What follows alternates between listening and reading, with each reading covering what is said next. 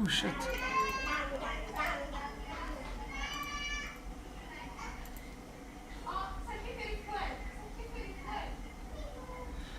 And I see it's gone live on its own. So hi everybody, welcome. I wasn't trying to start it live, but it just started streaming on its own. So hi everybody, hope you're all doing well. And I see it's gone live on its own. So hi everybody, welcome. I wasn't trying to start it live, but it just... Yeah. So that's how it goes, everybody. Good to see you. Hope it sounds fine to you guys. Hope that everything looks good. Yeah, so how are you all doing today? Welcome. I wasn't expecting it to go live. It just... I somehow started pressing it live by accident. I'm really sorry. So yes, this is all about the Artemis launch that was preached to me that it's definitely going to launch today, and then yeah, obviously it got scrubbed just as I predicted. Weird. So yeah, it's amazing how they would keep on having to postpone something that's supposed to have done so many times before.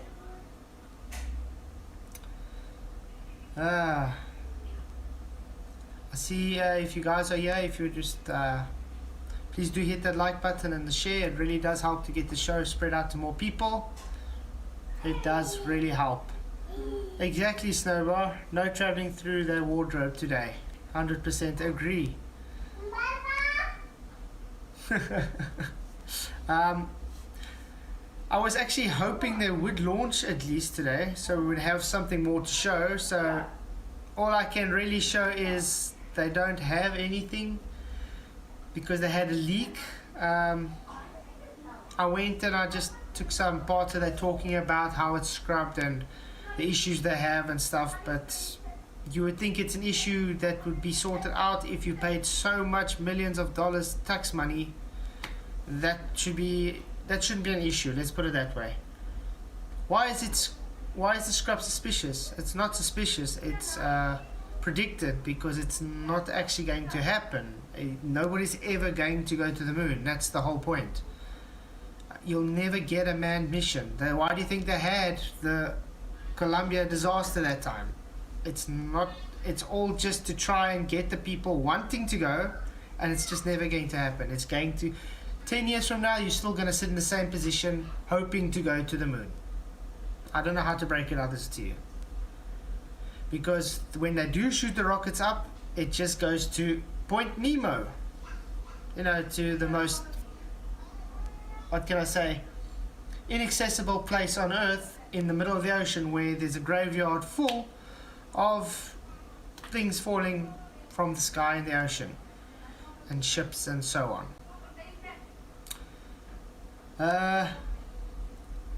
It's a pantomime, exactly. It's just a show, Michael, 100%. I don't know how we can break it to these globe defenders that it's just a show. Because you would think by now, with all the advancements in technology and all the funds and payments and all the people that's got these brilliant PhDs and professions, that they would be able to just fix a linkage that pushes hydrogen into the valve. I mean, it's the same type of problem they had with the Columbia disaster. It was the O-ring that was not seating, and thus the temperature, and kaboom. So it's really weird. It's got the same similar vibe to it, that it's having leakages. Yeah, you never know if it's balloons or not. I mean, like I say, you can go, they can have people at points where they can actually go and observe it, but if you have to look at the things needed, if it really is that heavy and stuff, the rockets can't provide the propulsion needed for it to go up. So there has to be some kind of play. Yeah, that was the Challenger Stone Monkey. But I'm trying to tell you, the Stone Challenger had problems with the O-rings. Didn't seat properly, and thus the temperature, and kaboom. This is now their new, how can I put it, excuse is now the leakage, the hydrogen leakage, because the valve is not seating properly. Very weird coincidence, don't you think? So yeah, obviously they're going to play on people's emotions and say, remember that time with the Challenger? So obviously we're not going to want to put anybody into harm's way again. That's just how it is. It's called playing people's emotions. It's how you get people to carry on with the pantomime belief. I got dome stuff watching my web on looking. Let's see what they bring. Yeah, Triple X, that'd be great. I'll open some Discord open for people to chat later on. That'll be quite cool. And if you got something to present, you can definitely present it. Good to see all the new people that's come in. Thank you for coming. Really do appreciate you guys coming, and so we can just have a chat.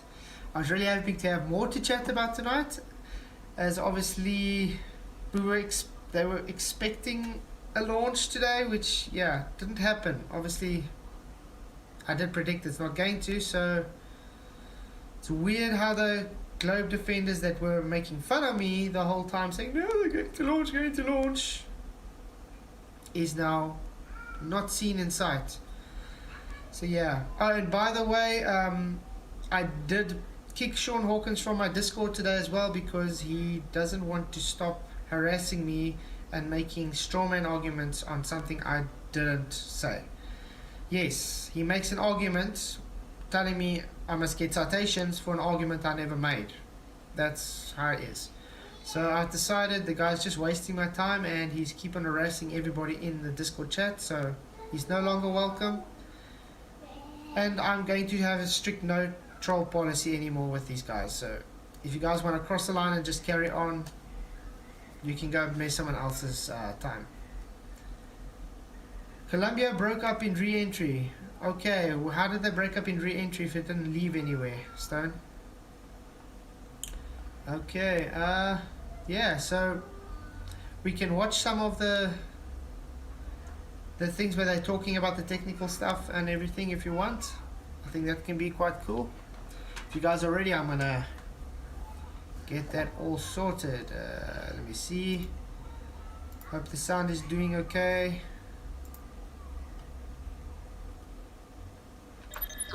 And we are, there we go. Okay, let's do this. Good afternoon, I'm Meredith McDonough alongside Stuart Moore. We come to you live from the Space Coast in Titusville with some breaking news from NASA. They have now launched the Artemis 1 scrub that is scrubbed today, the Mission 1. That's right, 2 hours and 28 minutes, and now the countdown clock is frozen because they have scrubbed today's launch over a hydrogen leak issue. Let's head over to the West 2, Scott Heidler, our space expert. And Scott, what's the latest you're hearing from NASA? Yeah, you heard that. Hydrogen leakage. Very, very weird. It's something you would think they would have sorted out by now. I mean, when they scrubbed it the first time, they had issues with the end, one of the thrusters or something not going down to the proper temperature, and now a valve is just not seating properly to push it. The hydrogen's got a leak. That's something you would think that millions and millions and millions of tax dollars would be able to sort out.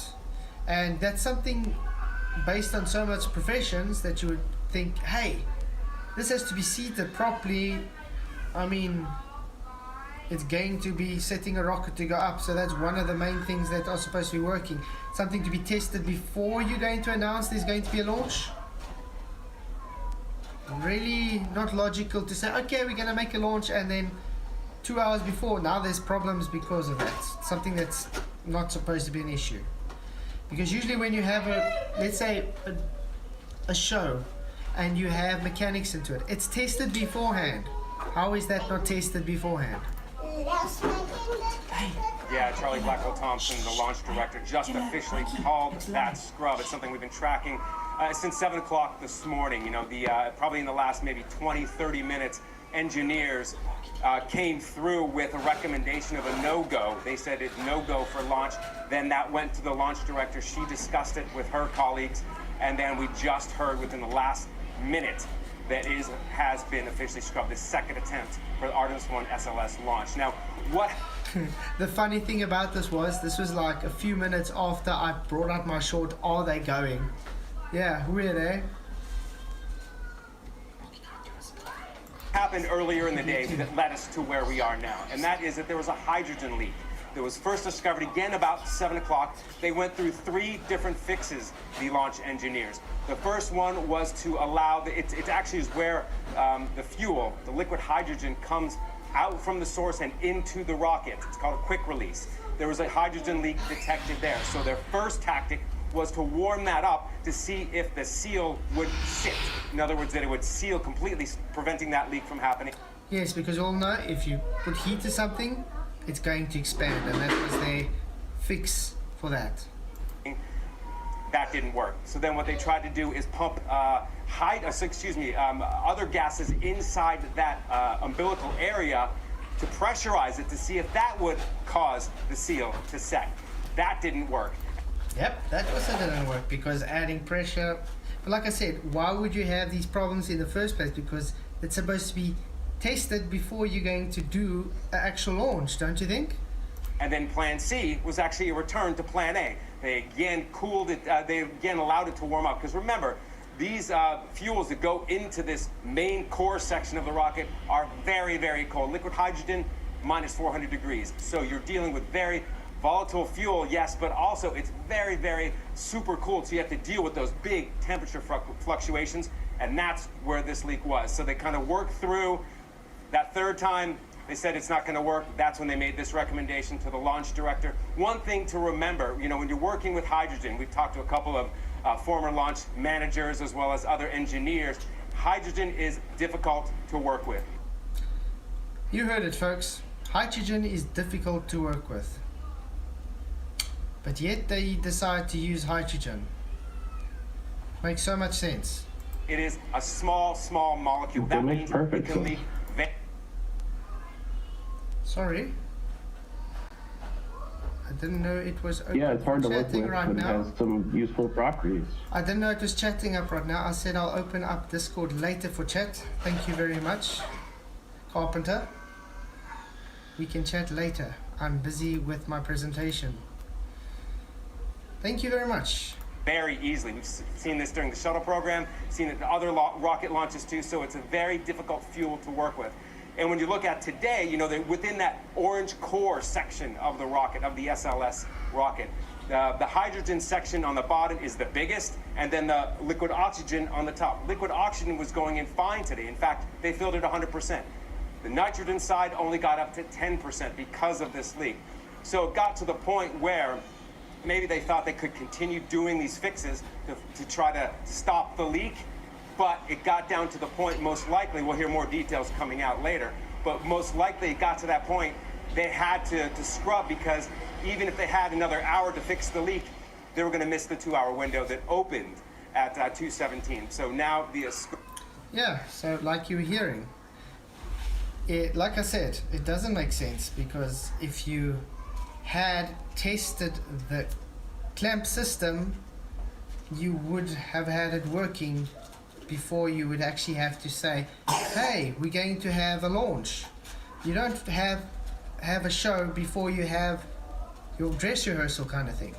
You're first going to work out to see if the system is working before you're going to test the whole launch. That's how it works. You test every piece of the system. That's why it doesn't make sense. This is so unprofessional, it's not even funny. It's actually amateur. I'm sorry, I'm telling you straight up, this is amateur. Is this some kind of amateur hour or something? Because even when it comes to, let's say, racing with cars, those things are tested out beforehand, even before they even test the full project together. Why? Because that's how it works. That's how it's professionalism. This is just amateur. You know why? Because it's just a show. It's for you gullible audience. They're going to keep on pulling this over and over. They're just putting wool over your eyes. Because you're going to accept it. There's issues because, we're playing on emotions. We can't put people's lives in danger. 10 years down the line, it's still going to be the same. Now it's going to be something else, another issue. That's all it is. That's all it is. So yeah. Sorry, Carpenter, like I said, I did mute you because I am busy with a live stream. It's not Discord Wednesday, so I will open later on for the Discord chats. But right now, it's not open for the Discord chats. So please do understand. Okay, so yeah, you guys are getting the gist of it so far. The excuse is that hydrogen leak. It's something that could have been avoided from the beginning if the guys were really serious about this, you would think. I mean, if you can design a valve, you're going to make sure that valve sits properly. And obviously, if you have problems with it, you're not going to create, how can I put it, a test on something that's not tested then, because it would have been worked the first time. You would also think, based on, because it's such a big, hefty, $1 billion whatever project, that they would have a plan B already set out for in case of that kind of problem. I mean, if you're going to do a valve seating with, let's say they work the CNC, they would have to have a plan B in case it ruptures. Where was their plan? Their plan B is now heating up it so it can expand. I mean, come on.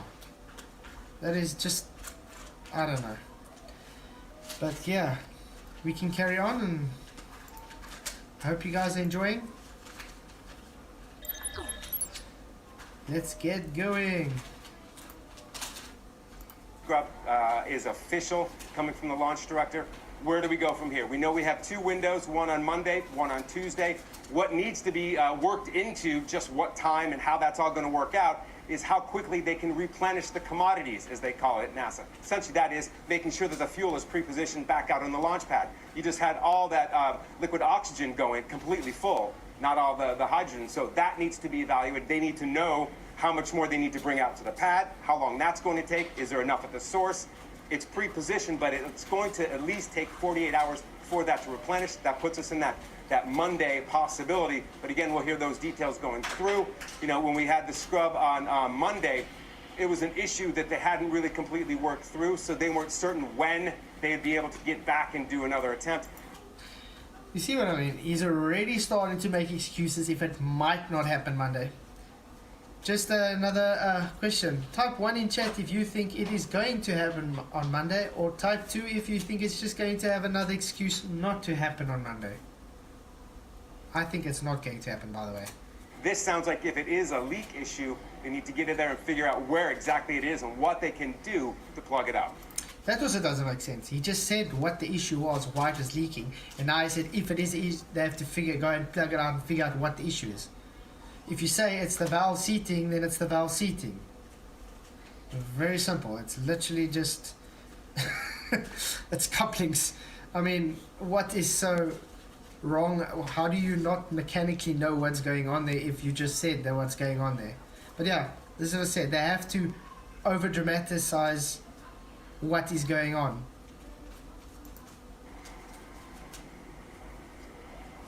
And Scott, while this is disappointing, this is also a multi-billion-dollar mission, so it's important to get it right. Yes, it's important to get it right. It's a multi-billion-dollar mission. Okay.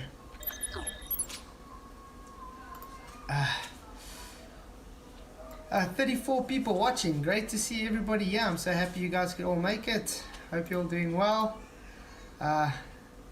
Please do hit that like button and share. It really does help to get it out there. Hey Rachie. Hey Science Works in a Serious Way. Hey Pico and Stomia. Yeah, there's quite a few people. Michael Khan. I just want to say thank you again to all my Patreon supporters that do support the show. I really do appreciate your support, and if you guys want to help, you can also, there is a link below to become a Patreon member. Thank you once again. Let's see what the polls are showing. I have to go to my channel to see the polls. Okay, it's showing 42% is no. So yes, will it ever go? 29% say yes. We know which group is that. Make it 28% now. No is 41%, which is quite a large. Next is will go but to blow up. That's the one I'm also choosing. It will go up to blow up. And the others say 13% yes to point Nemo. So yeah, That's kind of the gist of it. Because I think it is to point Nemo at the end of the day. Where is it? Javi, you do not need to swear like that, please. So it is delete. Where she's delete. Hi, John Watson. Good to see you. Hi, Rachel. Thanks for coming. Martin H. There's so much people in here. 2 wolves. Yeah, if I haven't read out your name, I do apologize. Thank you all for being here. It's good to see you all. Okay, I got another one we can watch. If you guys are ready for that, we can go there and see if it's working. Yes, it's showing. After the mission was scrubbed on Monday, the NASA Artemis 1 mission is set to make its second attempt to launch Saturday afternoon. The weather forecast is favorable for the 2-hour launch window that starts at 2:17. Yeah, note this was after the first scrub. So this is for the second scrub, trying to hype it up. p.m. So here's ABC's Morgan Norwood reporting from Kennedy Space Center. All eyes will be on Florida's Cape Canaveral Saturday afternoon as NASA makes its second attempt at its Artemis 1 launch. Last night, after the briefing, we powered up Orion. We performed all the RF testing. We also powered up the core stage. All looked nominal. Right now, we're on track for a 2:17 p.m. launch. We have a 2-hour window. Monday's first attempt was scrubbed due to 2 issues. One of the 4 engines wasn't cooling down to the proper temperature. That was issue 1. Yeah, that's understandable because maybe something happened there.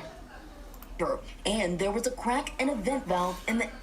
How does a crack become an vent valve if they haven't even used it yet? That's quite shoddy workmanship, don't you guys think? But that does happen. I mean, NASA does like using duct tape and balloons, so... inner tank. That is the whole reason for this test flight, to make sure it's as safe as possible. Engineers have since repaired that crack and determined that the sensor on the engine was not working properly. Determine the crack and the sensor on the engine is not working properly, but there's a crack. Nothing to do with each other, but there's a crack because the sensor. NASA is using a Space Launch System, or SLS, rocket to send the uncrewed Orion capsule on a Just have to say, people, this is CGI, okay? CGI, computer generated.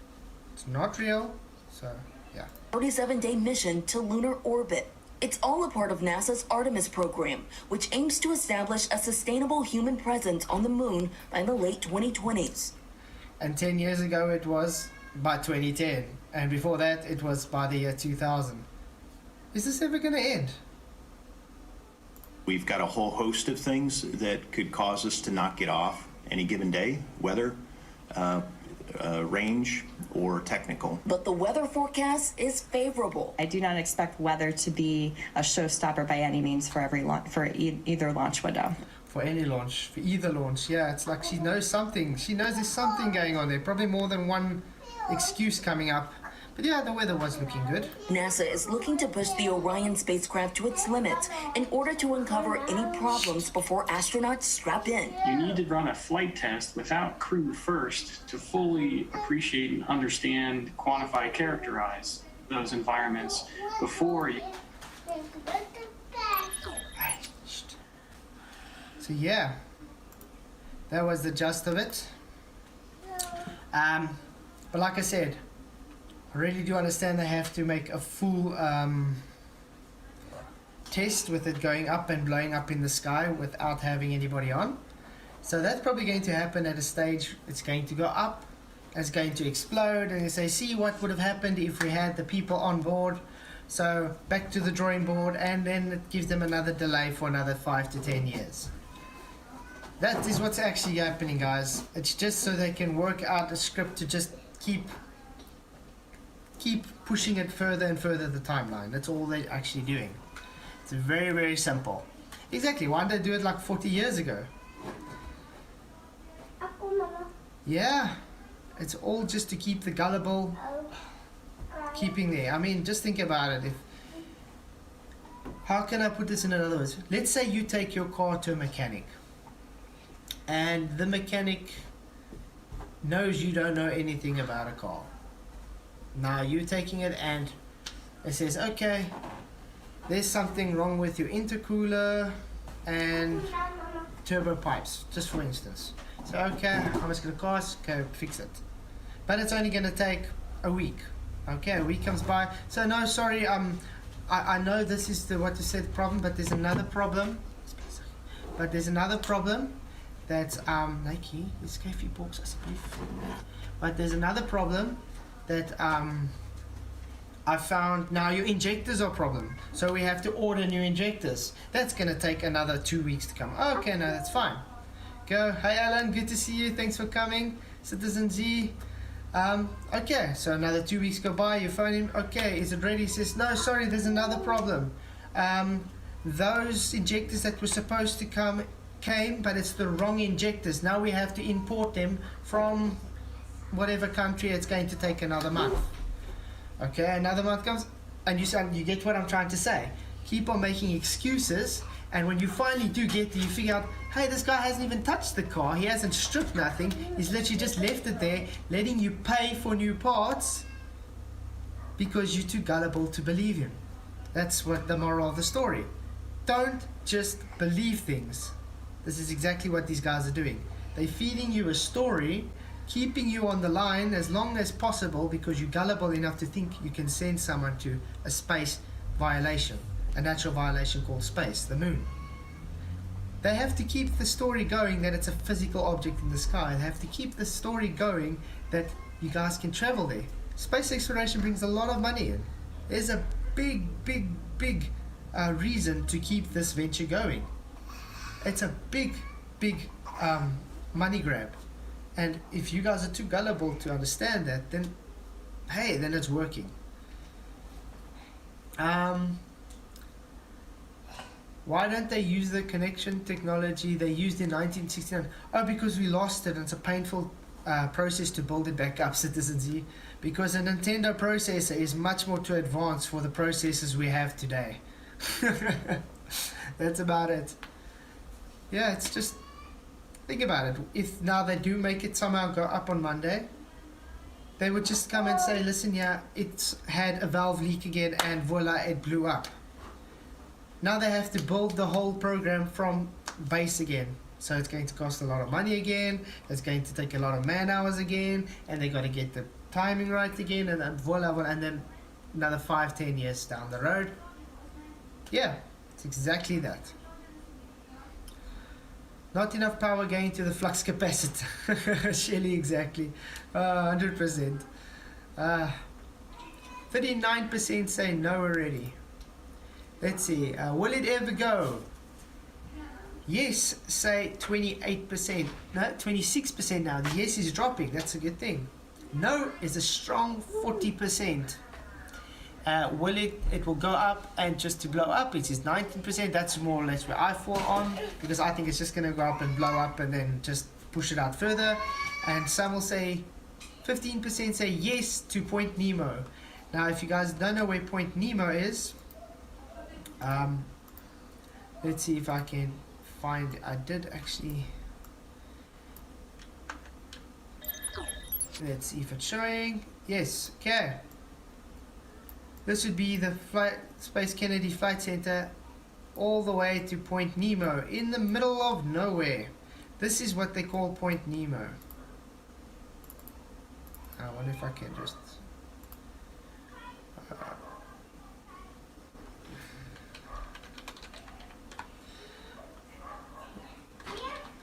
I have it set down there, but I don't know...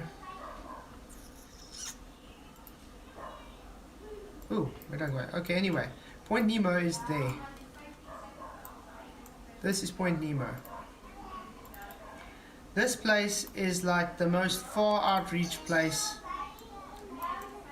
on Earth. Nobody's really going to matter to try and go and see there. So when they do shoot things with their rockets, why do you think it has that arc that they supposedly call it going around to orbit? It's not. It's going out of sight for someone to see, and when they push it to CGI, it's no longer attainable for someone to see. It just goes and then whoop, goes to Point Nemo, the graveyard of Earth. And how is anybody going to validate to see if it's gone there? Well, it's very, very difficult to get there, and it's going to cost a lot of money to try and make such an excursion. So, yeah, that's about sums it up. That's Point Nemo.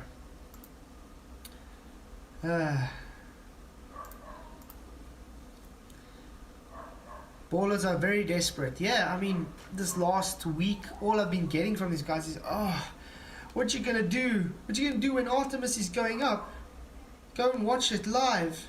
It's going to shatter your dreams. And all I did was just laugh at them and say, it's not going to. And what now?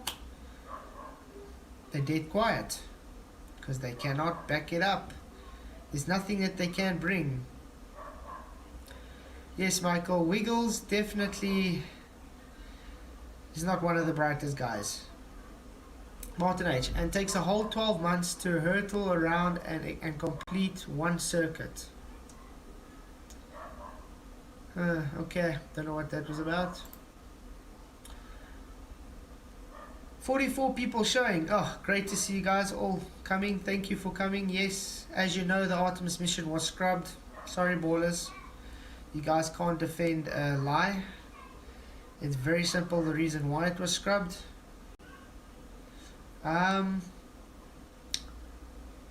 Let's see what I do have someone in. Oh no, I see Carpenter is already left. I was going to unmute him so he can try and talk now. Is there anybody that does want to come and talk? I tried to invite Whitsett actually for a chat today, but he hasn't come back to me yet. Wiggles, you're calling me not very bright, yet you haven't been able to solve a right triangle yet. Weird, my whole, how much videos have I brought out with the right triangles showing them worked out? Okay, yeah. Wiggles is just a clown, exactly. Hey Owen, good to see you. Thanks for coming. Generally Stone, good to see you, dude. Pirate Man. So if they launch it one day, it proves it's not a lie. No, Pirate Man. If they launch it one day, are they going to actually launch it with people? And is it going to explode, or is it just going to Point Nemo, or what is it going to happen, Pirate Man? They'll never go to the moon, exactly, because it doesn't work. The moon is not a physical object. It's in a violation of natural law. You cannot go there. It's very simple.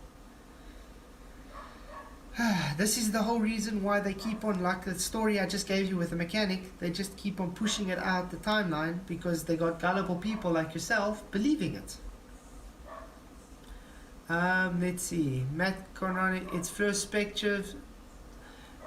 CGI, of course. No, Matt, they always do so CGI.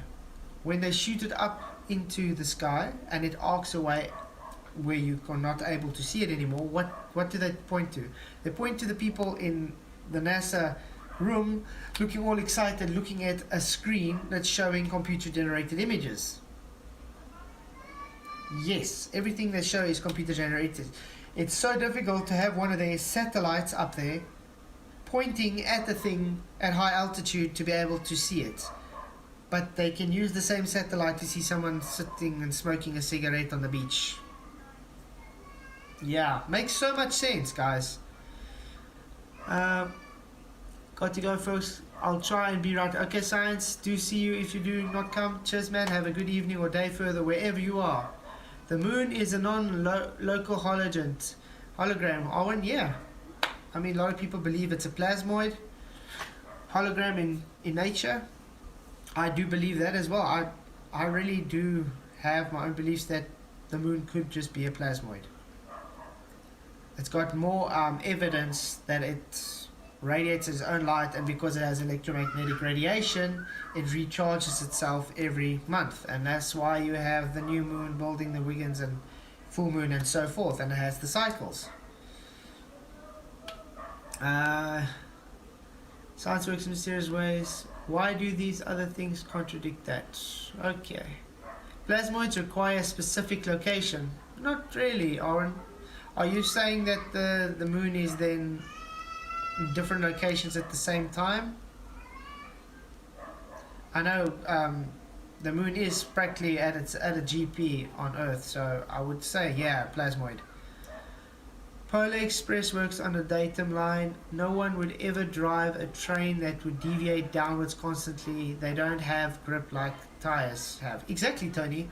Just the fact that there's trains and train tracks thousands and thousands of miles long already debunks a globe Earth, because it's got to be as horizontal as possible. A train does not work if you have too much of a slope or too little of an incline. I mean, the little bit of degree slope they have is really, really minimal, because they try and keep it that way for there's purposes for that. It's just in response to who believes the moon is pleasant. 100% agree, Warren. Damn it, I've spent a small fortune on high-end telescopes to study something that isn't real. Anybody want to buy some cheap scopes, Martin? Hey, it's still nice to have the scopes and to see this thing, the luminaries. I think the problem comes when you try and use that and to have a bias that it's a planet or it's whatever, you understand? Because you can definitely see something up there, but it doesn't mean you know what it is because you see it. Smooth tracks, smooth wheels, no more than a 2-degree incline. Exactly, Michael. The slope is about a 2 degree. I think the maximum I've seen at a place is 5 degrees maybe, and that was for a little stint. That wasn't even that much. If a train goes around a globe, maintaining the same distance from sea level, it's going uphill or down. Wiggles, you know you just contradicted yourself there, because when you say if it's going uphill or downhill, that's your contradiction, your burden of proof, because that's where they come with. Remember, SC Montreal asked, is it a hump or drop? Exactly that point. So, Wiggles, I put this to you. Is a train going over a hump or a drop? John Watson, they spent billions sending a probe to Pluto with a $5 what?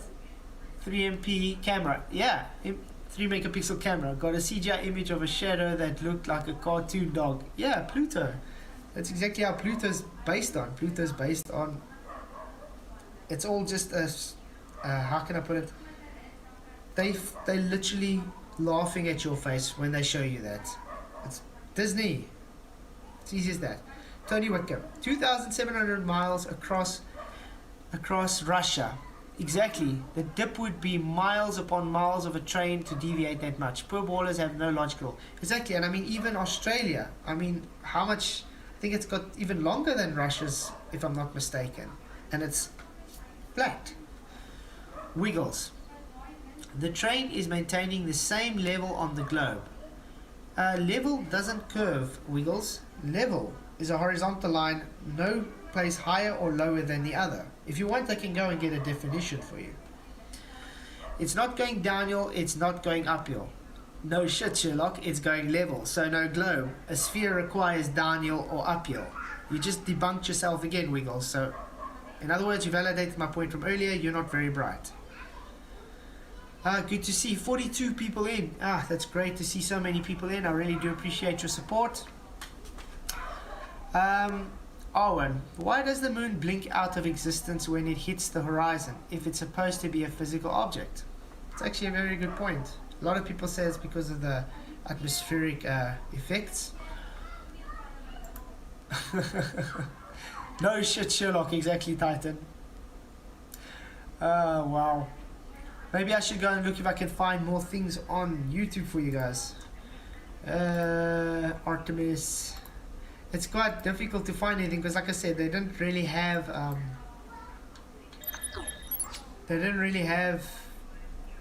anything to show because they had to scrub the mission.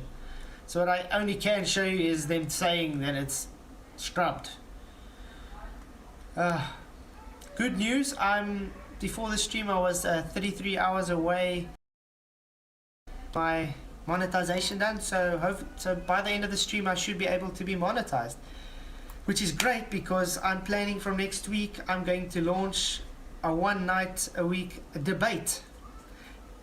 This debate, night will be a proper debate layout, not like the jokes layout we get of the clowns defending the globe. We actually have a proper debate layout. The format would be properly debated, and I think you guys will really enjoy the layout I'm going to make for it. So yeah, so I'll probably launch that next week, and we can get going from the next week or the week after that. Hy skryf as jy dit doen. Ja, daar's 'n ander boks daar. Okay, let's see. Sorry, my children are still awake. I wasn't planning to go live so soon. I was busy going through and setting up everything. I see I just went live, so I didn't even have time to really put my children to bed. Okay, but as you can see, it's just saying we are capable. What does this one say?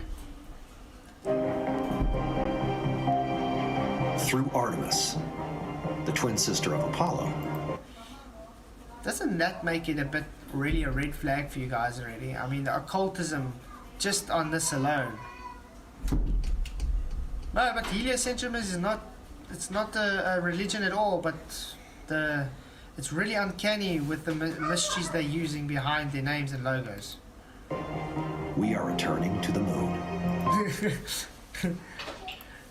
I like that, returning to the moon. I just want to make sure it is showing. Yes, okay. This is Orion, the only human-rated spacecraft in the world capable of deep space travel.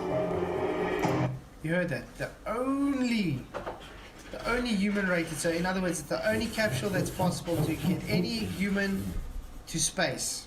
You heard that, folks?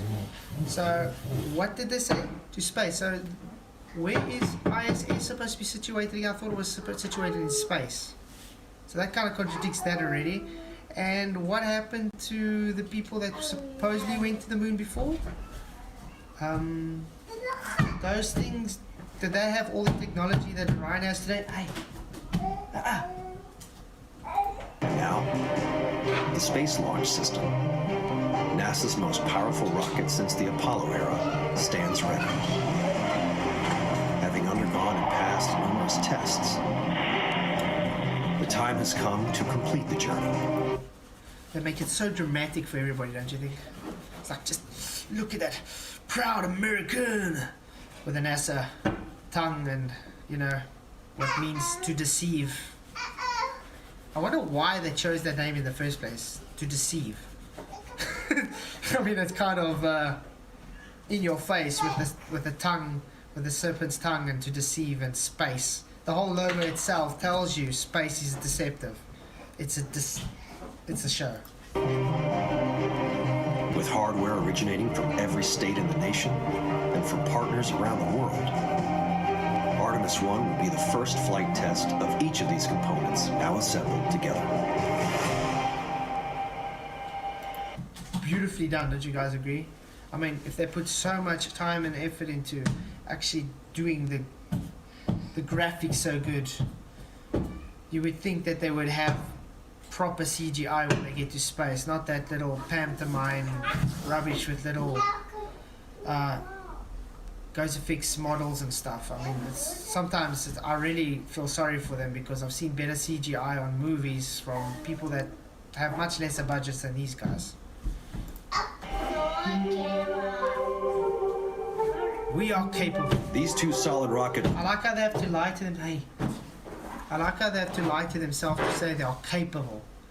Give me 2 seconds. Boosters will provide more than 75% of the thrust necessary to leave Earth. Each booster stands 17 stories tall, a full segment more powerful than the SRBs of Shuttle. Together, these boosters are capable of 7.2 million pounds of thrust. That's very interesting. They say they're capable of 7.2 million pounds per thrust. But I saw a thing with a guy that actually took the thrusters and went and tried to look at how much thrust it actually made, and they're saying it wouldn't be able to give the thrust that they actually saying. So that's really interesting. And will burn for the first 2 minutes of flight.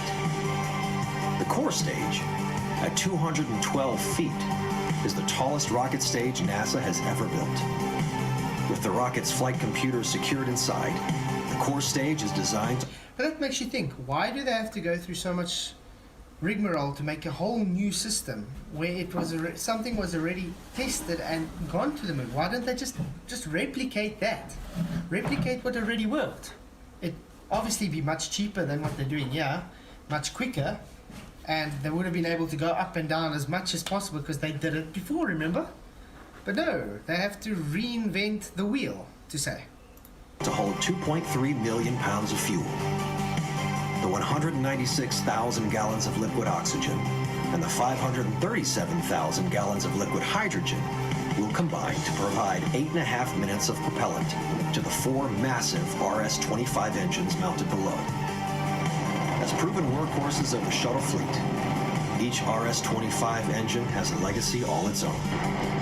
Together, these 4 engines provide 2 million pounds of thrust, and with the SRBs, are capable of pushing Orion to a speed of 17,000 miles per hour. Sorry, that I still call bullshit on. If you just look at even footage how it goes up, it does not reach those speeds. Impossible.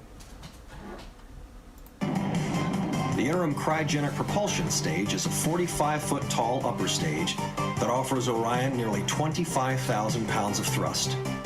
Performing 2 separate burns, the ICPS will first raise Orion's orbit and then, later, propel it out on a trajectory to the moon. The ICPS is powered by a single RL-10 engine that will perform these 2 burns. This storied engine has propelled robotic missions to every planet in the solar system, including... But it can't just let them just go up just to the moon at the moment. They can go to every planet in the solar system, but it's a bit difficult just to go to the closest satellite of Earth. Including Voyager 1 and Voyager 2, the first space probes to reach interstellar space. Orion's service module, provided by the European Space Agency, is the powerhouse that fuels and propels Orion in space. It stores the spacecraft's propulsion, thermal control, electrical power, and critical life support systems, such as water, oxygen, and nitrogen. Orion... Yeah, I think we're kind of seeing what's going on here. It's quite beautiful, don't you think? It's very good. Giving it up. Wow, look how big that is. I mean, look at the size of the hangar and the size of the port there. It's quite beautiful, no doubt. Let's see. Yes, it's a process to lie again. Exactly what I'm saying. I mean, if they had the technology in 1969, it literally took about 10 years to build, which looked like they used tin foil and paper mache and scaffolding. They went to the moon, no problem, no hitch, first time, great, they have it. They land, do everything perfectly, they're there and they come back. Why does it take so long to able to replicate? You're telling me they cannot just take that and just replicate it. You need to create a whole new type of technology which is much more expensive, much more larger, much more complicated, much more everything, and you still can't get it right. Where you would just take something that's already tested and worked and just do it again. It's like telling everybody today, you're more dumb. You might be more advanced if you think, but you're actually more dumb. That's what they're saying. They're laughing in your face because they're calling you more dumb because it's taking you longer with much better technology than somebody at a much earlier stage with much less technology. So yeah. What is the poll saying? Will they ever go? 28% still say yes. No, 39%. Will it go up to blow up? That's what I'm still sticking on. 15%. And yes to Point Nemo, 17%. It's quite an interesting poll, I have to say. Hey, Nap Snaps, I see you in. What are you saying? I'm not a flurf, but I do think going to space is pointless right now. That's quite an interesting take, though. Why would it be pointless going to space, Naps? The moon. So you would think it's pointless going to the moon. Why would it be going... I agree it's pointless going to the moon because... Why are we not exploring the deep oceans? The deep oceans is much, much more unexplored than what you guys are pushing into space anyway. Jolly man, yes, object plays them well by force. Good to see everybody still here. Let me see if I can find something else to keep us occupied. Artemis. But yeah, maybe I can find something on Point Nemo. That can be quite cool. They can give us some talking about Point Nemo and Point Nemo, the secret space station graveyard. Oh, here we go. Check here. Okay. See if it's going to show. Yes. Okay. Oh, sorry. I'm just going to, because I don't want to show any.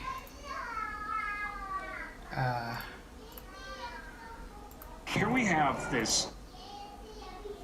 So I want to quickly get past the ads.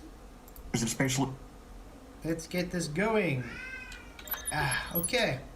Let's get it going on again. I hope it's showing. Yes.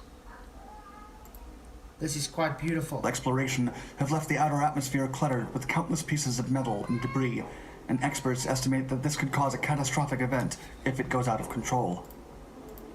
Firstly, what we're seeing here. Can anybody, please take your telescope outside and tell me you can see any debris, any satellite floating around? That would be 100% no. You know why? Because it's bullshit.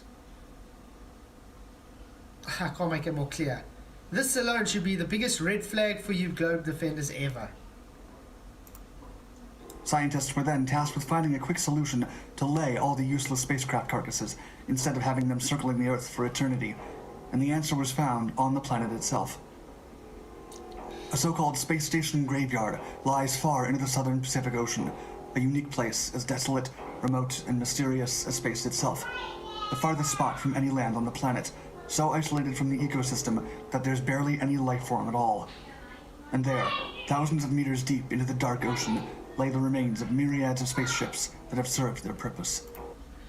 Point Nemo. So there we go. Do we need to be more, how can I put it? Can I make it even more clear that when they do shoot their rockets up to space, it just goes to Point Nemo?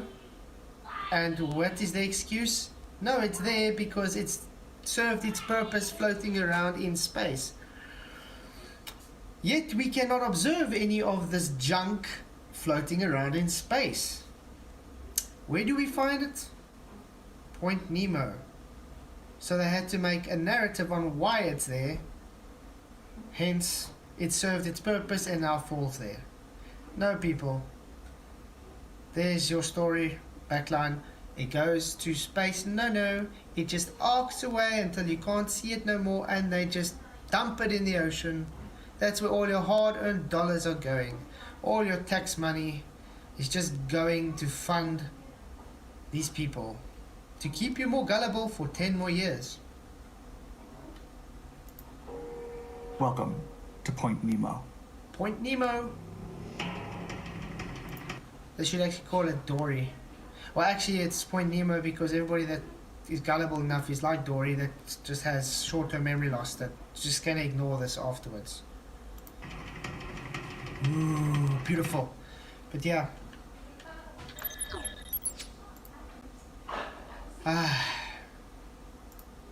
Point Nemo, very exciting.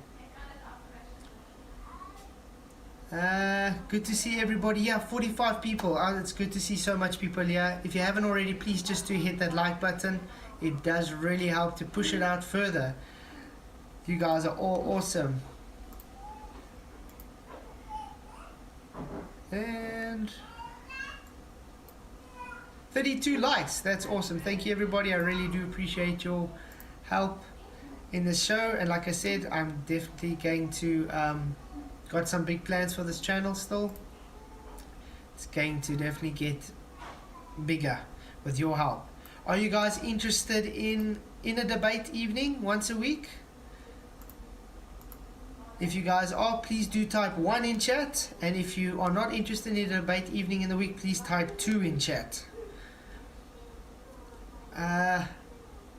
Because I really want to make because I think what we need is a proper debate format which will help everybody with their own opinions, because we, especially me, I do number one, cool. I think it'll be quite cool to have actual debates with a proper debate structure.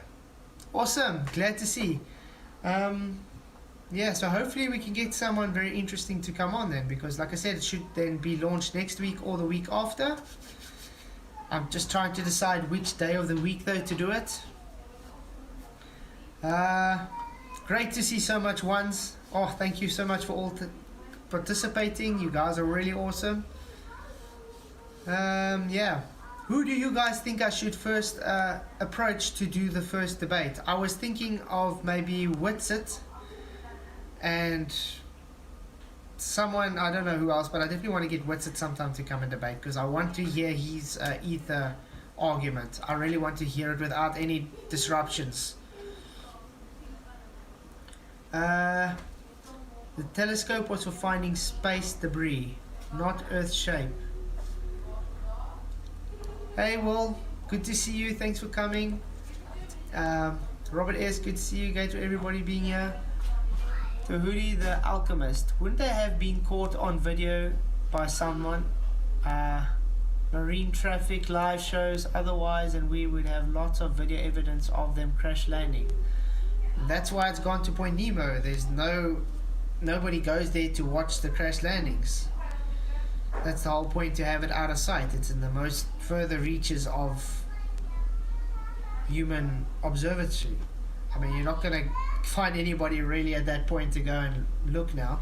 And you think someone's really going to have the funds to go and sit and wait now for something to come there? I mean, it's a large area. It's not just small areas, so you're not really going to see it. It could fall 20 miles away from you. How are you going to see it? One. Good one, Tony. Great. Yes, I'm definitely going to do the debate nights then, for sure. That's exciting. So I'll work out the presentation so we can launch it obviously next week or the week after that, which would be awesome.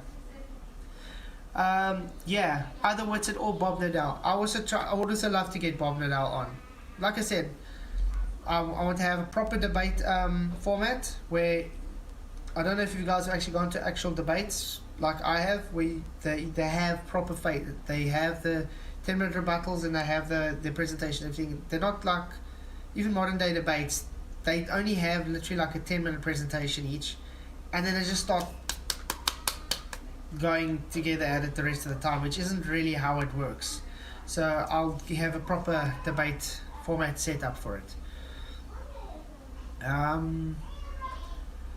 Yeah, it's good to see everybody here. Still can't believe there's so much people watching. That's awesome. Is there anything you guys want to actually talk about now that Artemis is not going to launch? I don't know how else I can still show about Artemis. Let's check space travel. You can see anything about space travel maybe. Is it showing? Yes, it's showing. Okay. Oh, wow. Look at that. It's quite beautiful. Sort of looks like my background on my OBS. Ooh. Why won't anybody save an astronaut who floated away in space? This is quite interesting. Let's see what it says. Sell online and grow your business. Sell online and grow your business. Yes, my kind. Oh, he's los. With Wix e-commerce. Creative. Okay. Overall, space flights have taken the lives of 18 people. All of them died during launch or landing. Seems like there's nothing more dangerous than these moments. But imagine you're in outer space and suddenly you can't get back to the station. That'd be quite frightening, eh? To think if you could actually do that. But how would you get to a space which is a violation of natural law? You would be going against the law of entropy, because we would be an open system inside a larger system. It would be a low pressure system with our pressurized system, so obviously everything would just disperse. Entropy. So yeah, but this is like just going and saying, let's go to Narnia for a bit. You're slowly carried away toward a slow, painful death, though the astronauts are not afraid of them. Hey, this was a good movie. I don't know if any of you remember Armageddon. Brilliant movie. I actually loved that movie. I actually cried at that movie at a stage. Very good movie. Why? Let's find out. Got some great. Person will be stranded alone in I think this space. was taken from Gravity. A couple. Yeah, it was taken from Gravity. Seconds of real horror. No, wait. You see, that's what I say. It's even the. I don't know if you guys watch Gravity. Actually, it was actually more realistic than the things they show from NASA and things today. Thankfully, there are special protocols in that case. Astronaut. Oh, they got special protocols. Remember? Let's put on emergency jetpacks called Safer. This comes to also to a question. How do you have thrust in space? They tell you that the thrust comes out because it pushes, so it's going to push away, which is false, because if you had to test it in a vacuum, the gas would first fill the vacuum before it can push or something to push away. You would not have thrust in a vacuum. This is shown over and over again. I think I'm going to actually look for some videos. Thrust in a vacuum. How much fail attempts do these guys have? Yeah, even this one. Rockets in a vacuum chamber. More perception. Everybody ready? 3, 2, 1, go! Yeah, he had some issues. I'm going to just go where he shows it. Because he had some issues with even igniting. You see how it's filled up because of the combustion. It's filled up. It's no longer a vacuum. Then it only starts to move. Why? Because it has to push off of something. Let's check. You see what I'm saying? Once it's filled up the vacuum, once it's filled up the chamber, then it starts having thrust.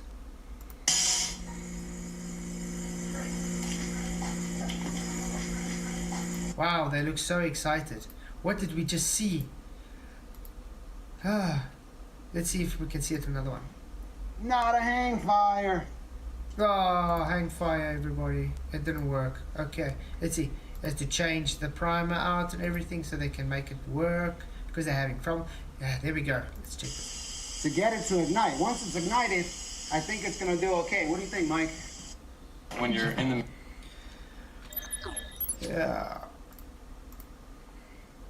Yeah, sorry. Again with the...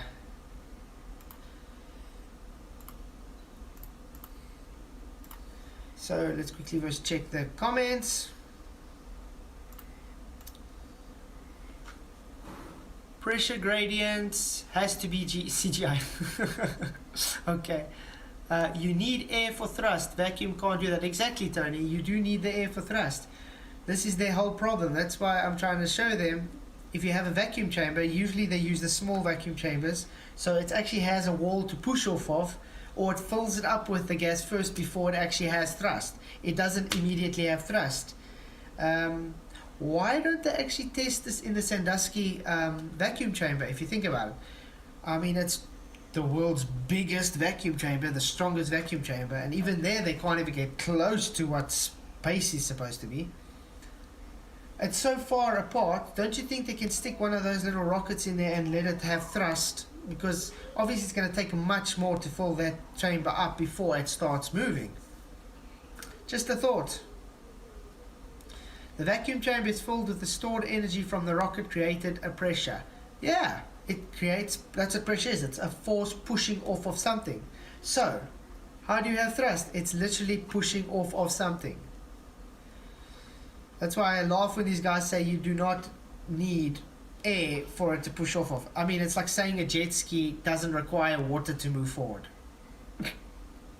The same thing. Yeah, let's go back to the video, see what it We'll says. try it again. It could be from the lack of air, from the type of igniter, from the cap being on it. Hard to say. So you think once it's lit in a vacuum, it's going to stay lit? It should, yeah. It's got its own oxidizer. Let's see what Which is it true. looks like. Another igniter and New igniters. Let's go on. I think this is going to show. There we go. Check it. See, it's already filling up.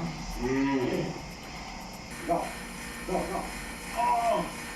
No! It Oh. And it, look, it's igniting. What's going on? It's filling up the chamber. Okay, that And it didn't was a work. fat. I think once it's ignited, It's still we struggling need to to get rupture ignited. this on the up. Okay, and burn. let's see. There we go. See? What happened here? Check. Look at this very closely. See, it's already releasing gas inside. What's going on? There we go. Now it's only having... See, it's already released the gas. Now it's only having thrust. Isn't that a bit odd? And to think it pushed off of that... Check here. Look here. Where's it pushing off of, guys? Look where it starts pushing off. Look there. Whoop, vacuum. It's already filling up. There we go. There's the thrust, people. It's already started having thrust. Why? Because it's pushing off of a surface. Now it's filling up with gas, and now it's got its thrust.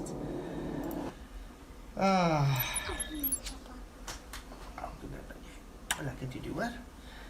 Yeah. So that about sums it up. Why you have... Yeah, ballers. It's quite simple to disprove your narrative. I can show more in a rockets in a vacuum if you want, that proves our point. Because I do remember, I think it was even last year where we had Rumpus trying to educate us and saying, "Oh, you don't require a vacuum. You don't require air. It's because it's hitting and it's releasing the energy going out the tube." Yeah. But when we do it to actual demonstration, we show you require air to have it. I think even Pete a few years back demonstrated it, where he covered the back of a balloon. It didn't move, but as soon as he took it away, it pushed off the air and it moved forward. Good. Hi everybody from the new people that's coming. Thank you for coming. Do appreciate everybody here. Okay, snaps. Javi, what are you on about? Jupiter. We all are saying about a telescope is for seeing space debris. Naps, have you seen space debris before? Because I certainly haven't. I haven't seen anybody even try and see space debris before. You would see so much of it. Heck, you would see it in the day, because it would be in front of everything. It would be in front of the sun, in front of the moon. There would be so much of it. It's very, very odd that we do not see any space debris. And if you're going to say the angular size is too small, then you are very talking rubbish, because you guys can take a telescope and see something that's billions and millions of miles away apparently. So yeah. Okay. Let's see if I can look for more interesting stuff. Rockets in a vacuum. This works in space. This is what I'm talking about. Let's see what they say. First I have to wait for the ads. Yep, rockets can... Yes, I remember this one. Yep, rockets. Listen to this chick. Fly in a vacuum. Yes, rockets can fly in a vacuum. Let's unpack that. Now remember, she says yes, it can fly in a vacuum, but let's actually see if she's going to demonstrate it flying in a vacuum. One of the most common questions I see asked, both in the comment section in my videos and around the internet: how can a rocket fly in a vacuum? Now, it comes from the misconception that a rocket launches off the Earth because it's pushing off the ground. It's pushing off of something, yes, that's what pressure is. The force exerted against the surface. Duh. And that it flies into orbit because it's pushing off the air to get there. No, first of all, it's not going to space, so no, it's not going into orbit. But yes, it's pushing off of something to actually get there. It's easy to see where this misconception was born because most of us interact with a car, or specifically a car engine, in our Yeah, a car which is in the atmosphere, you know, full of air. daily lives. A car can drive because of its combustion engine. A small amount of gasoline is added to air that enters your engine as you drive down the road. That air and gasoline mixture is compressed and then ignited with a spark. The force of the gas exploding because it's compressed and it lit with that spark forces exhaust out the back of the car. We have... Yes, but it forces power to turn the turbine. It turns the wheels. That exhaust is just the exhaust gases. That has got nothing to do why a car goes forward. Why equating this to a rocket is actually very, very dishonest. And I can see why people are very gullible to think it's got anything to do with a rocket. Forward momentum because we're also using the friction of the ground. Depending on what gear it's in, the car moves forward because the wheels turn. So let's take this car engine as an example. We know that for something to burn, we need a fuel and a spark and a source of oxygen. We have that fuel, it's gasoline. Yes, very interesting. We have oxygen to burn. Why in space do you have gas giants? Why do you have the sun burning if there's no oxygen? We have oxygen from the air, and we have that fire. We have the spark in the engine. But we also have movement because of friction on the ground. Now, this is where people think rockets fly, by pushing against something. We have friction on the ground with the car, but it's not the reason we move. The wheels will still spin even if you didn't have any friction. It's just the car's not going to move forward because the wheels are just going to spin in the same place. The combustion, the explosion, causes the pistons to move up and down, which causes the crankshaft to turn, which causes the wheels to turn. It's got nothing to do with the exhaust. The exhaust is literally there just for the gases to escape the engine. I mean, really. Something the same way a car pushes against the asphalt. But rockets don't work the same way. No, Instead, rockets harness the power of Newton's third law, which states that for every action, there is an equal and opposite reaction. An engine works on the same principle. For every action, there's an opposite and equal reaction. Boom, move. Suck, boom, move. That's exactly what is going on there. So, is it just me, or is this woman not really thinking things through before she presents? Action. The force of the exhaust leaving your car does push it forward. Did you hear that? The exhaust leaving your car does push the car forward.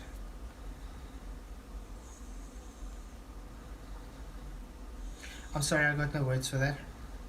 Only the car is so heavy and there is so much friction from it sitting on the road that it doesn't actually do anything. Not to mention, we have things called brakes that stop the wheels from turning. But a rocket has a lot more fuel and a lot more combustion happening, so the reaction is strong enough to lift it by virtue of Newton's third law. The rocket she's still talking about is in an atmo environment, so yeah, so far we're not seeing anything of debunking what we are saying. Let's use this balloon as an analogy. So with the car, we have the force of the exhaust leaving the back of the car, but it's so heavy and there's so much friction against the asphalt that it doesn't move. So again, I have to reiterate, the exhaust has got nothing to do with the car moving forward. Please. I think I'm going to actually have to leave a comment for this woman. So it's the same way if I release a tiny bit of the air but hold the balloon steady. There's air escaping it, but it's not moving.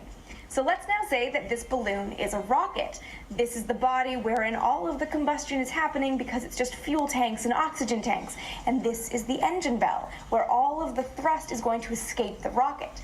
Now, with nothing keeping it down, with absolutely no friction on it, granted there is air friction, but it's pretty minimal for the purposes that we're talking about right now. If I release this balloon, the force of the gas escaping will propel it forward. Why? Because it's pushing off of what around it? What is pressure again? The force against what? Yeah. Exactly how it happens in a rocket. Should we try it? Exactly how it happens in a rocket. And Shall we try it? Is she standing in a vacuum, anybody? I think not. That's exactly how a rocket flies. It's just that force of the gas escaping from the end of it that propels it forward. So that's part of it. But if you remember from our car analogy, the car needs air to burn that gasoline, and it gets that air as you drive down the highway. That's because we have air all around us. Really, it's burning the oxygen. And of course, there's no oxygen in space, and there's less oxygen as you get closer and closer to orbit. So how can a rocket possibly work in space? First of all, a rocket doesn't work in space. Space doesn't exist. It's a violation of natural law. And secondly, a car is not going to move forward because of its exhaust. And you just showed a balloon in an air environment. I would like you to see releasing that balloon in a vacuum. Well, a big vacuum chamber that doesn't first fill up with air before it starts moving. Well, there are tanks inside a rocket that have both of the elements you need to start combustion. There's always a fuel tank or a propellant tank and an oxygen tank or some kind of oxidizer.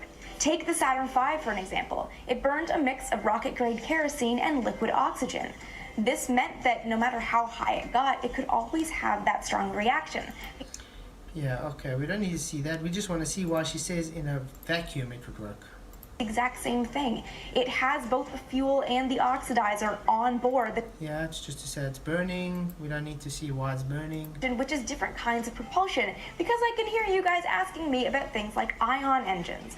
Well, ion engines harness the exact same rule, that for every action there is an equal and opposite reaction. In an ion engine, a gas like xenon usually is ionized. This sends a stream of positively charged ions shooting out the back of the engine. It's a very small amount of thrust, but it's enough to gently propel that spacecraft on its way in a vacuum. Could you show us this tested in a vacuum, please? Let's see if she's going to show us. So every kind of rocket we've ever used, whether it's chemical, be it liquid or solid propellants, or some kind of electric engine like ion propulsion, it all comes down to the force of the gas or ions or something leaving the end of that rocket, propelling the spacecraft or the payload or whatever it is forward with the same force. Wow, with the same force. And you would be able to demonstrate this in a vacuum for us, like you made a claim, and sorry, she's not going to. I think that's very telling, don't you think? Not in a vacuum, beauty. Exactly, Javi. This is the problem. Videos like that get millions and millions and millions of views. And the people that watch it are gullible enough to believe it without actually understanding the things behind it. From the opening about the car was already wrong, to the whole using a demonstration of a balloon in an air environment is already debunked her. Everything she brought up was wrong. Sorry to say. I think this was the same chick that brought up the flame burn of the kerosene and stuff, and someone actually debunked her on that flame color as well. Yeah. Where in science or physics does it say space breaks any laws that's made up? Snaps. Space is a natural violation. You know why? Because it goes against the second law of thermodynamics, aka entropy. We've explained this to you before. Matty, the thing is that we smart people understand them. Do you understand it, Matty? Matty, please explain to me how exhaust makes a car move forward. I'll wait. The only way your exhaust is going to help with power output on your car is if it has the right diameter release, so it can be released fast enough so you don't have too much backrest, so you can escape the gas chamber, so you can have it more quicker. So yeah, very, very true. Ballers are the real conspiracy theorists. I 100% agree, Tony. All gob and no proof. Yeah, it's amazing how they keep trying to tell us how it works without giving us demonstration. And when they do give us demonstrations, like the woman with the balloon, using it in an air environment by telling us that's how it works in a vacuum. Like Blue Marble Science trying to show us gas pressure without a container while bringing 3 containers into the video. Exactly, John. Gas disperses into a vacuum. Protothad. Okay, question. Objects floating in vacuum detonate an explosive next to it, creating an explosion cloud of gas. Will the object stay where it is or be moved by the exploding gas? It depends when the gas reaches that object, how close the object is and how big the explosion is. I mean, the object that's exploding is obviously going to have its own oxidizer and its own force, so it's going to be expanding. As soon as that gas expands and it touches the object, it will move it if it has enough force to. So I don't understand what it's trying to debunk here.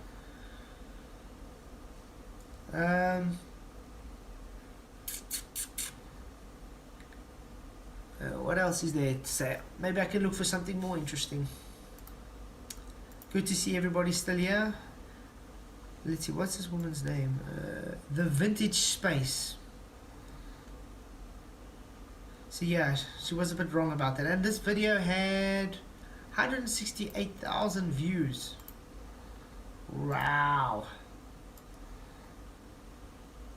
Let's see. Ions make things move. Brian Cox, the world's biggest vacuum.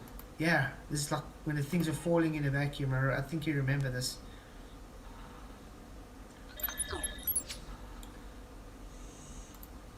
You see, that's what I'm saying. Look how large that vacuum chamber is.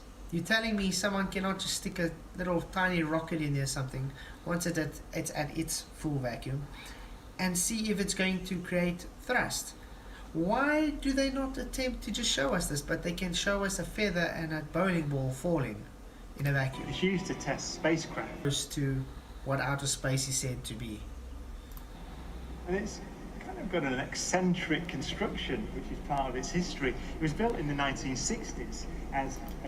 Yeah, built in the 1960s. Still more advanced than today's Artemis rocket. a nuclear test facility to test nuclear propulsion systems, and that meant that they built it out of aluminium to make the radiation easier to deal with. Aluminium is not the best thing, the strongest material to build a vacuum chamber out of, so they built an outer concrete skin, which is part radiation shield. And look how thick that concrete is. And that's what you'd expect because there's an atmosphere around it, there's air around it, and well, feathers are very light, not as dense as a ball, and it's got air friction. Let's look for the next one, that's putting it into a vacuum. There we go. I think it takes 3 hours. Cool vacuum. It's amazing. They're showing all what glow proofs are naps? There's definitely not any glow proofs at all here, but okay.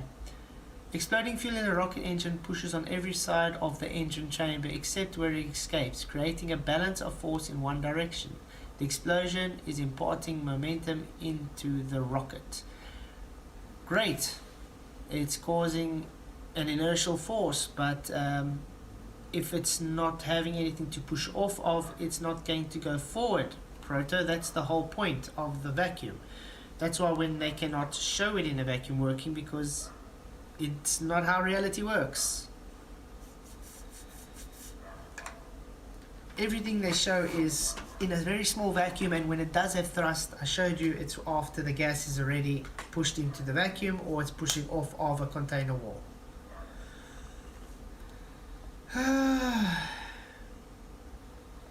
So I wonder if they actually have videos of the Sandusky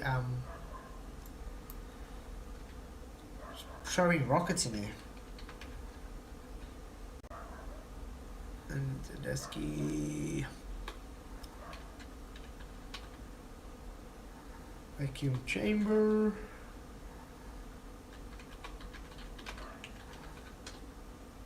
With the rockets. Wonder if they show any rockets inside the Sandusky chamber. That would be quite cool to see.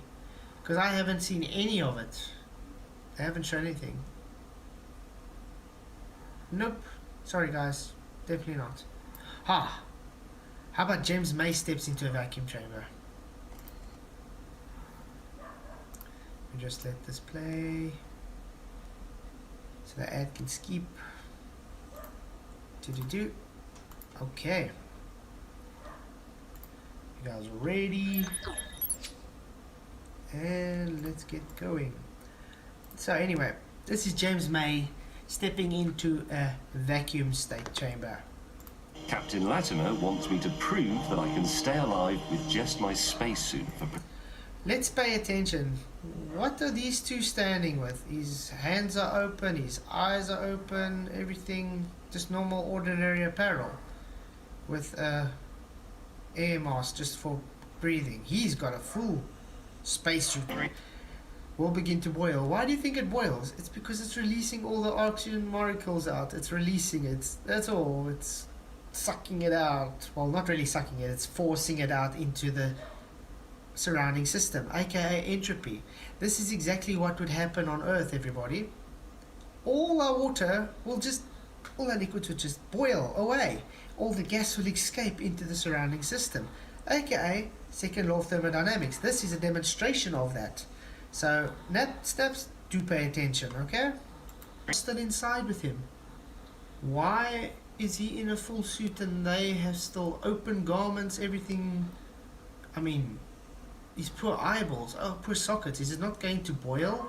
His poor tears and, oh, I mean, we saw what happens when you stick a hand in a little vacuum chamber. Beams is the space. What happened, guys? There he goes. You see, that's what would happen, Snaps. That's what would happen if this was Earth and it was open inside space, a low pressure system. Everything would disperse into the vacuum, into the available space, aka entropy, second law of thermodynamics. Let's just be clear. That water isn't boiling because it's hot, it's boiling because the pressure's so low. Without Exactly, it's boiling because the pressure's so low. this suit on, my tears and saliva would boil too. You just heard him. If he didn't have the suit on, his tears and saliva would boil too. What happened to those other two that are sitting with him in the chamber? I mean, he's still breathing, everybody. Your suit pressure looks excellent. Your helmet pressure is looking good. So everything worked exactly like it's supposed to, which is... He kind of sounds very, how can I say, surprised, don't you think? Everything's working exactly like it's supposed to. Like he's like surprised that it's working. It's always great. Very glad that Yeah, come out with him. Come, just take it's him over out. with. Yeah, it's amazing. Don't you just love these things?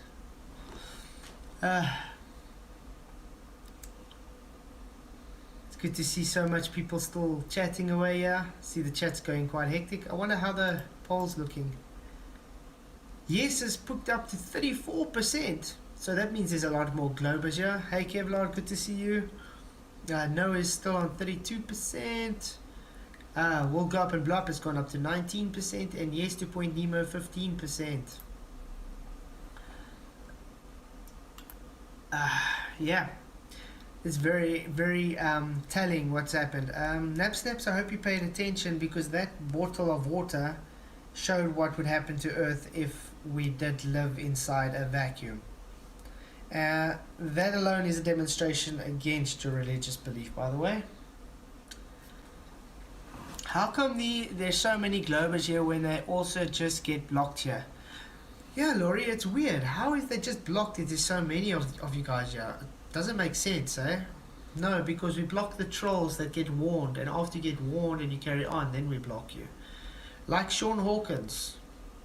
Yeah, doesn't stop harassing, doesn't stop going on, so then I said bye-bye, you waste my time. Let's see. Yes, Laurie, Naps does have a religious belief, so do you. You guys have heliocentrism belief. It's called a belief. It's called sun worship. And now Laurie's saying I'm lying. And how am I lying, Laurie? Please do tell me how am I lying. Let's see what else we can look for.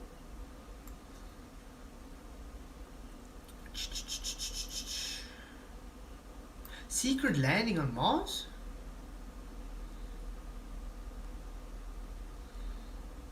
Huh, okay, I never knew that. Let's see. Poor Artemis people. What does Brian Mullen have to say? That guy was legend. Art physics. Propulsion. Yeah, this can be quite cool. I think this will be... I think this will be quite nice to watch. Remember Brian Mullen, everybody? Yeah. The ballers that were so, like George Neto, that hated him so much that he went against his belief that he actually had to try and get him fired. That's bigger to the extreme, guys. I'm Brian Mullen, and this is Balls Out Physics, episode 5.1, Propulsion in a Vacuum Chamber. Now, in the last episode, in episode 5, I stated that space sucks, and a lot of people said that that's not true. And I made this video to kind of explain why I think that is true, or would be true if it exists as we've been taught, and why it would be different from a vacuum chamber that we would construct on Earth. And so I started working or thinking about how a vacuum container would be constructed, and thankfully somebody had already messaged me about some experience he had been doing on his own with CO2 cartridges. So I have to say thank you, Rob, for giving me this idea. But I thought about a CO2 cartridge, and the CO2 cartridge somehow suspended in a chamber, in a vacuum chamber like this.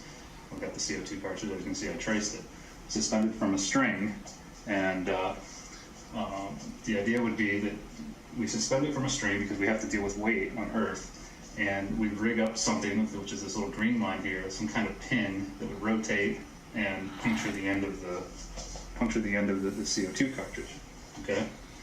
And that would spray the contents of the CO2 cartridge out, and we'd be able to test whether it works or not.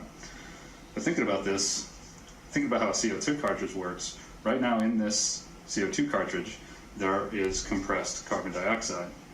And the carbon dioxide, the compressed gas, is pushing on the inside of the container, kind of like I showed in the last video with the compressed oxygen. Yeah, so it's pushing out in every direction inside there. It's a closed container at the moment, so it's pushing everywhere, in every direction.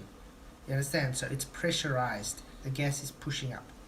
Now, he's actually taking the idea I was talking about, where you put it in a large gas, like I'd say the Sandusky chamber would be great because it's so large, it's very far away from the walls, and that's such a little bit of gas, you would be able to prove if it's going to have thrust in a vacuum. I do miss this guy, he really had some great stuff.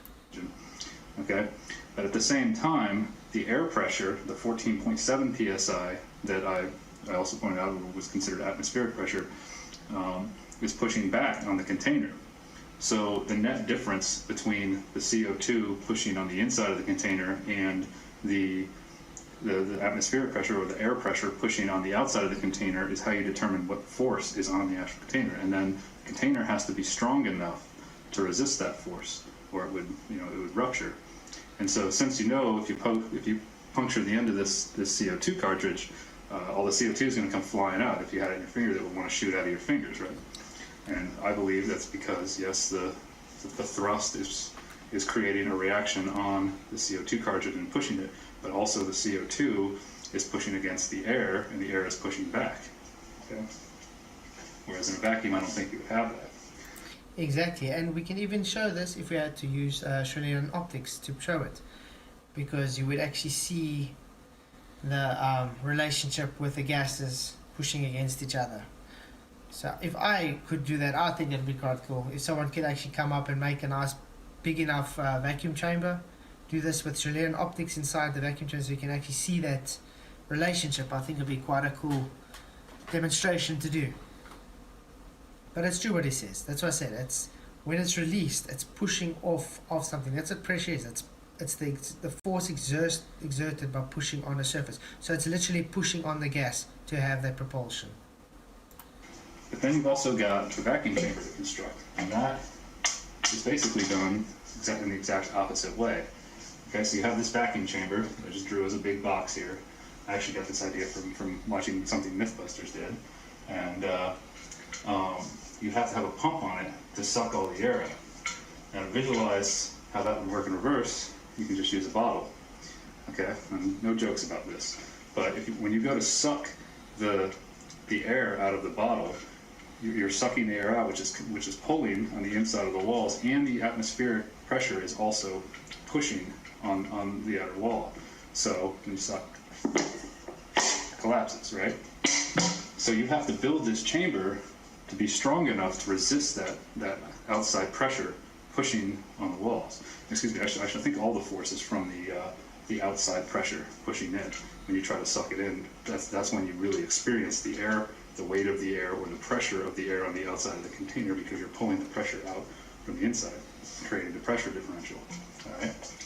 And so this is why I think that space sucks, because space doesn't have a container, as it's theorized. Our universe, as we've been taught, is supposed to be expanding infinitely. It never stops expanding.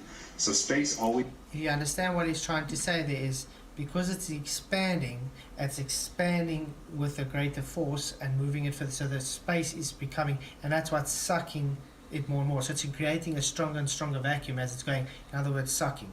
Because as you know, vacuum is just the gas forcing itself into the vacuum, but he's trying to explain as it's sucking because it's expanding constantly, so it's creating a larger space.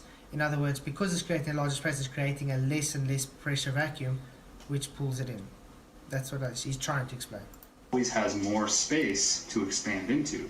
So any propulsion that's sprayed out into space is just going to expand infinitely with the rest of space.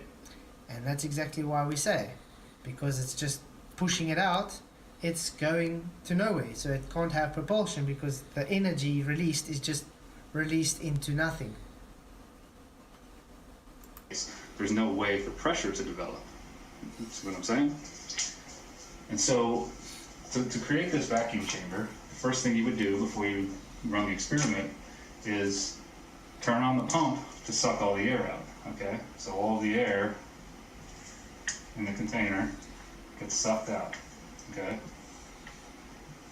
Now, the air rushing past the CO2 cartridge, which would, if we're hanging it from a string like I have here, would probably get it moving, rocking back and forth. So after all of the air is sucked out of the vacuum chamber, and assuming these walls are strong enough to resist the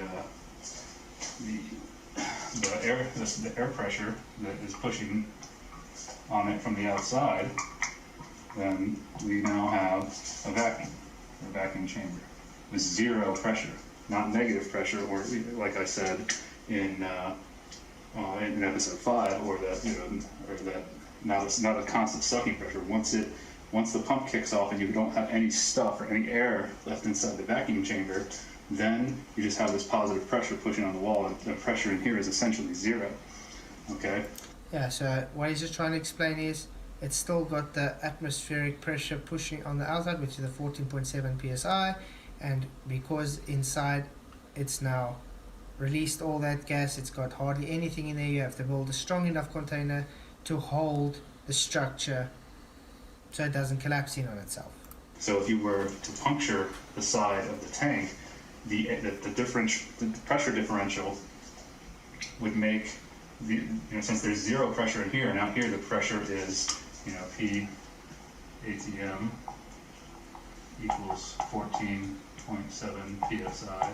Since you have that pressure out there, all the air is going to want to rush into the vacuum chamber. Okay, so suck all the air out. All right, turn the pump on, suck all the air out.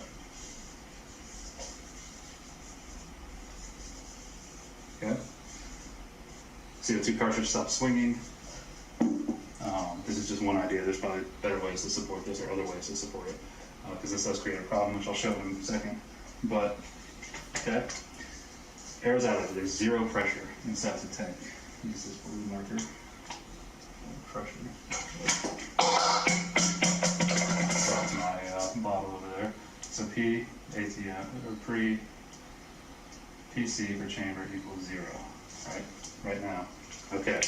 So we've got this little pin rigged up somehow. Either if it's activated wirelessly, that would be a good test to see if electromagnetic waves can pass through the wall of the container and continue passing through the vacuum.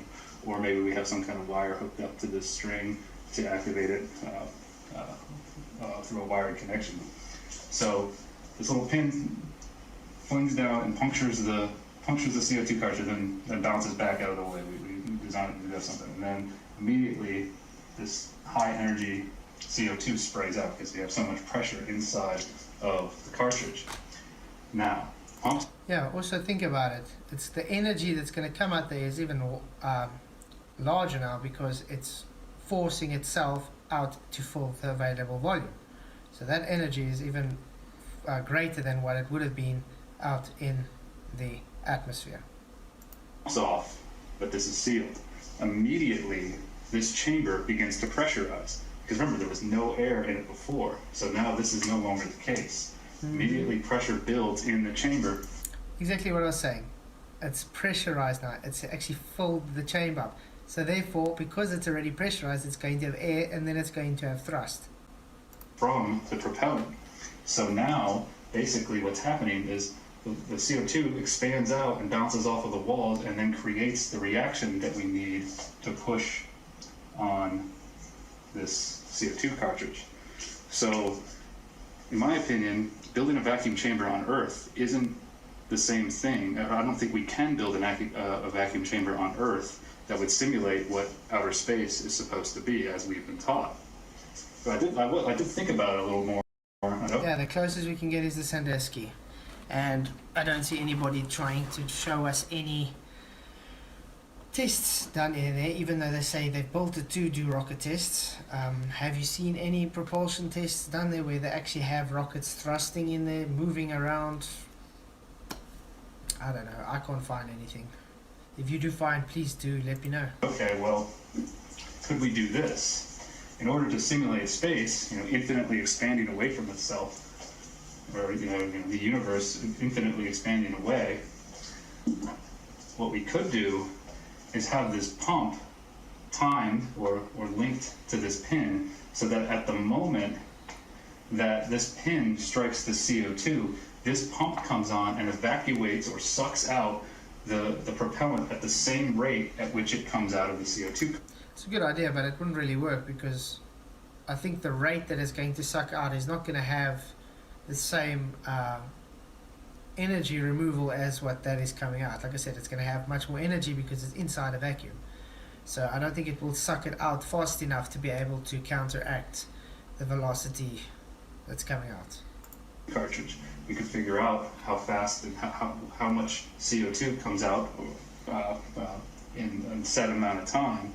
And so the pump kicks on right when this pin hits, and so the propellant sprays out and then of course gets sucked right out by the pump, right? And then gets sprayed out into the air or the surrounding environment.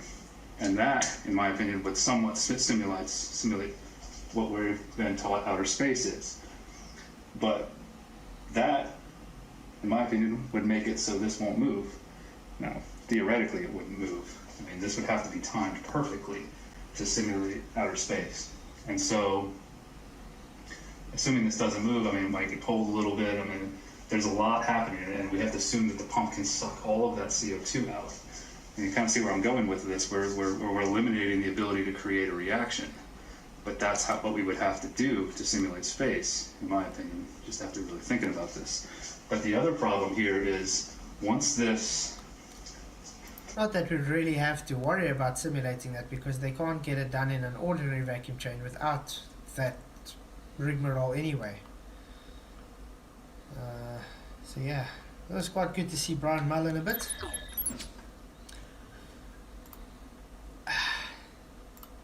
Do miss that guy. He had some great explanations on how he thinks and things.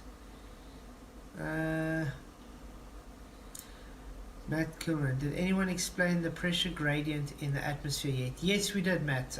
Pressure gradient, because we live in a dynamic closed system. We have weather changing everywhere. We have different areas, which is open and closed. You got temperature inversions. You got the cycles. You got... Practically, it's moving up and down all the time. There's more to hit at some places, there's less to hit at some places. You've got more open surfaces at some places, more compressed places at some places. You've got cycles going on. That's why you got pressure gradients. If you're going up a mountain, there's less for the air to hit up. I mean, where I'm on the ground, I've got this large surface of ground for the gas to be hitting. The higher you go up, it's got less to hit. You're creating a wider and wider space for it to move around. So when you're on, let's say, Mount Everest on the top, that gas is bouncing off and going into the distance. You got much less area for it to hit, the surface area to hit, so less pressure. Very, very simple. Hey Bob, good to see you. Yes, good to see you, Bob. Glad you could make it. Yes, they are measuring it in PSI, exactly. 31 people, really cool. Yeah, so I'm going to open the Discord if anybody wants to come and talk a bit. Do have some time if anybody's called to come and talk. It will be really great.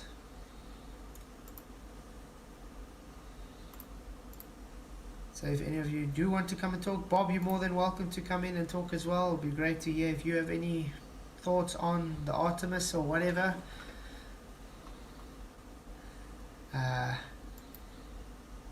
Yeah, let's see, doesn't it hit the dome? Matty, the point is we have containment because we have gas pressure. You first require pressure before you can have pressure gradient. As easy as that.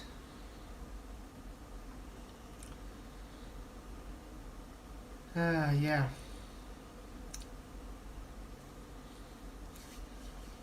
Rockets don't push off of air, Sunpup. Really? That's why we can only demonstrate them pushing off of air. So, yes, let's see, Tony would come. Can't believe these people still pushing a theory as fact. It's Tony, it's just gullible blindness. They just blind to their faith, that's all. They have to lie to themselves and have to lie to the audience to keep it going. We can show demonstration after demonstration, explanation after the explanation. They'll just ignore it because they're true to their faith. Yeah. I see we've got a lot more Globers in here because the yes has gone up to 35%. So, yeah. Kevlar. Why? Well, Science Mood at Kevlar. Why is it science has such good explanations based on a lot of measurements, tests, observations, confirmed hypotheses, and so on? Is it all a lie? Stephen Mudd, can you show us what science you're talking about? Because as far as I know, most of the globe is based on pseudoscience, not science. There's a difference. Quantum degree, sir. Flat Earth perspective. That's why rockets don't work in a vacuum. They have to push off something, so the platform towing behind it will make them fly faster. Yeah, like I said, it requires a surface to hit. That's what pressure is. Pressure is a force. It's a force exerted on a surface. So when the gas escapes, it's creating a pressure. It has to first fill something and hit something to have that force. It's the same as when a jet flies. Let's take, I'm going to quickly, a carrier jet. I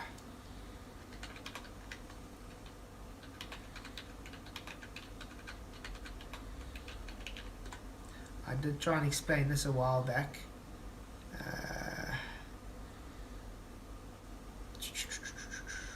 Yes, there we go.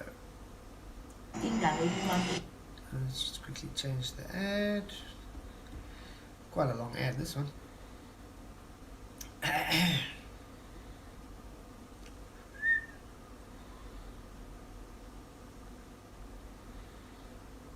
Okay.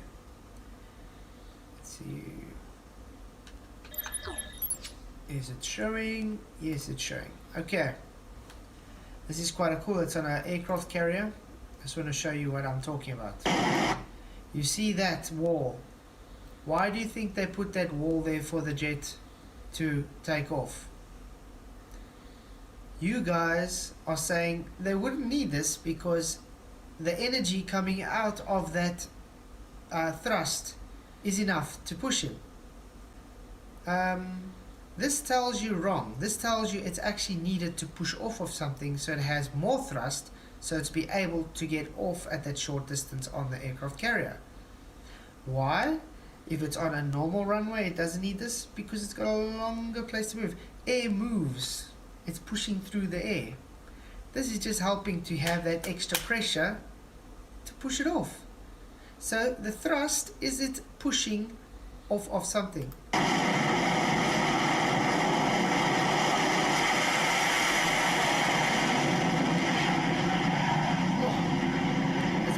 Don't you think? That's practically what it is. That's how it works. You require something to push off of. Okay. Oh.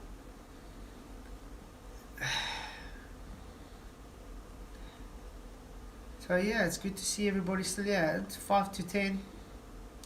Actually, I'm going to start saying night maybe. I did have quite a day. I'm going to have a stream tomorrow morning at 6 a.m. Central African time. So if you guys really are interested, please do show up. Let's see. Zebra. A jet engine and a rocket engine are not the same, genius. No shit, Sherlock. But they both have thrust.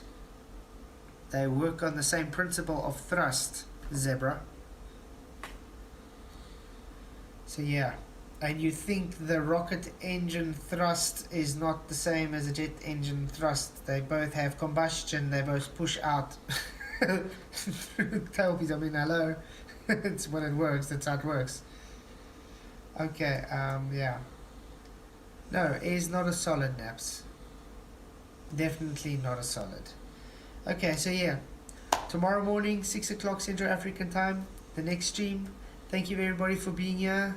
Thank you guys for everybody. You're really awesome.